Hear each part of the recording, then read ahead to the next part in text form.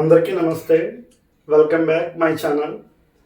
చూడండి, మనం ఈరోజు ఏపీ టెట్ 2026 సంబంధించి ఒక 8th క్లాస్ టాపిక్ తీసుకున్నామండి. చాప్టర్ పేరు ఏకచర రాశిలో రేఖీయ సమీకరణాలు.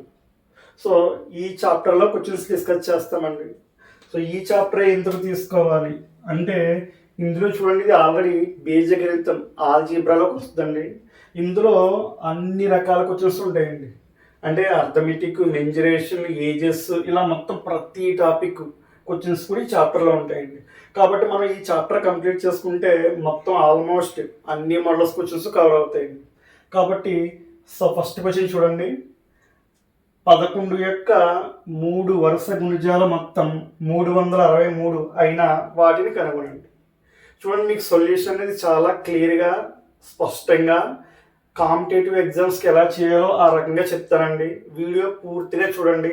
సో మన వీడియో నచ్చితే మరి లైక్, సబ్స్క్రైబ్ చేయండి, మీ ఫ్రెండ్స్కి షేర్ చేయండి.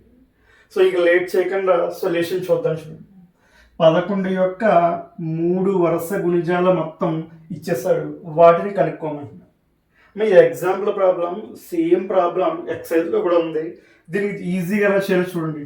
3 గుణిజాలు కదా, నేను 3 గుణిజాలు ఈ రకంగా తీసుకున్నాను. దీనికి షార్ట్ కట్ ఏంటంటే సరాసరి అండి, యావరేజ్ కాన్సెప్ట్ ఉపయోగించాలి.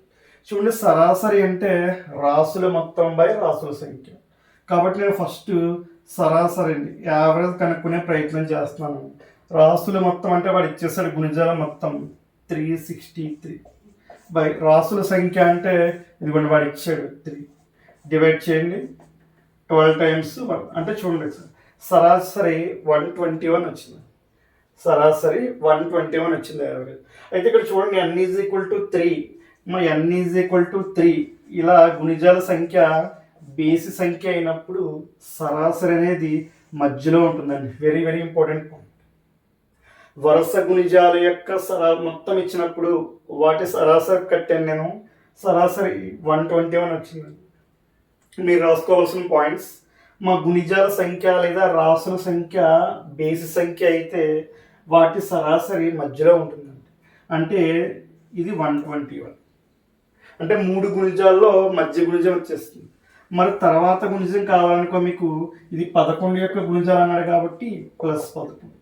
దీని ముందు గుణిజం కావాలనుకో -11. చూడండి, -11 చేయండి 110 +11 132.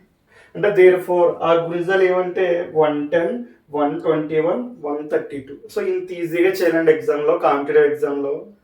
x+11, x+22 కూడా వస్తుంది ఆన్సర్, కానీ టైం టేకింగ్. సో కాంపిటేటివ్ ఎగ్జామ్లో ఈ రకంగా చేయాలండి. సో నేను ఉపయోగించిన కాన్సెప్ట్ ఏంటంటే యావరేజ్ కాన్సెప్ట్. ఇచ్చిన రాసులు లేదా గుణిజాల సంఖ్య బేసి అయితే సరాసరి మధ్యలో ఉంటుందండి. సరాసరి మధ్యలో ఉంటుంది. కాబట్టి దాని ఆధారంగా యావరేజ్ మిడిల్ నెంబర్ అవుతుందండి. ఓకేనా, అంటే మధ్యలో ఉన్న గుణిజం అవుతుంది. సో నెక్స్ట్ గుణిజం కావాలంటే +11, దాని ముందు గుణిజం కావాలంటే -11. సో ఇంత ఈజీగా చేయొచ్చు. ఎక్సైజ్లో ప్రాబ్లం కూడా చేద్దాం. సో మీ వీడియో నచ్చితే లైక్ మరియు సబ్స్క్రైబ్ చేయండి. Thank you. నెక్స్ట్ క్వశ్చన్ చేద్దామండి. సేమ్ మోడల్ ఇంతకుముందు చేసింది ఎగ్జాంపుల్ ప్రాబ్లం, ఇది ఎక్సైజ్ ప్రాబ్లం. చూడండి, క్వశ్చన్ చూడండి. సేమ్ చాప్టర్ ఏకచర రాశిలో రేఖీయ సమీకరణాలు 8th క్లాస్. చూడండి, 8 యొక్క 3 వరుస గుణిజాలు మొత్తం ఇచ్చేసాడు 888 అయినా ఆ గుణిజాలను కనుక్కోండి. సేమ్ చూడండి, ఇక్కడ n ఈజ్ ఈక్వల్ టు 3 ఇచ్చాడండి, అంటే ఇది కూడా ఆడే కాబట్టి 3 డాషెస్ తీస్తాం. ఇది బేసి సంఖ్య అయితే యావరేజ్ వాడండి. యావరేజ్ మా కాన్సెప్ట్ చాలా ఈజీగా అయిపోతుంది. మా యావరేజ్ సరాసరి అంటే రాసుల మొత్తం బై రాసుల సంఖ్య అంటే 888 బై రాసుల సంఖ్య అంటే 3. మరి చూడండి, 8 యొక్క గుణిజాలు అంటున్నాడు, దీన్ని తీసుకోకూడదు. ఇక్కడ రాసుల మొత్తం బై రాసుల సంఖ్య. చూడండి, ఇక్కడ 388లో 329s 87, 329s. సో రిమైనింగ్ 1, ఇది 8 అంటే 18లో 3 6 times. అంటే చూడండి, దీని యొక్క యావరేజ్ సరాసరి ఎంత వచ్చిందంటే 296. చెప్పుకున్నాం కదా, n is equal to odd అయితే సరాసరి అనేది మధ్యలో ఉంటుందండి, మిడిల్ వాల్యూ. అంటే ఇది 296. ఓకేనా. సో 8 యొక్క నెక్స్ట్ మల్టిపుల్ కావాలంటే +8. 8 యొక్క దీనికి బిఫోర్ ముందు యొక్క గుణిజం కావాలంటే -8. ఒక +8 యాడ్ చేస్తే 304. ఒక -8 సబ్ట్రాక్ట్ చేస్తే 288. చూసారా, ఆన్సర్ ఈజీగా అయిపోయింది. అంటే ఆ గుణిజాలు ఏంటంటే మల్టిపుల్స్ 288, 296, 304. సో ఇంత ఈజీగా చేయొచ్చండి. మనం ఉపయోగించిన కాన్సెప్ట్ ఏంటంటే average concept. Okay, next question చూద్దాం. నెక్స్ట్ క్వశ్చన్ అండి, సేమ్ ఇదే చాప్టర్లో అదే మోడల్కి సంబంధించిన క్వశ్చన్స్. అంటే ఒక మోడల్కి సంబంధించి మీకు అన్ని క్వశ్చన్స్ ఒకే చోట చెప్తానండి. ఓకేనా, మీకు చాలా ఈజీగా ఉంటుంది ప్రాక్టీస్ చేయడానికి.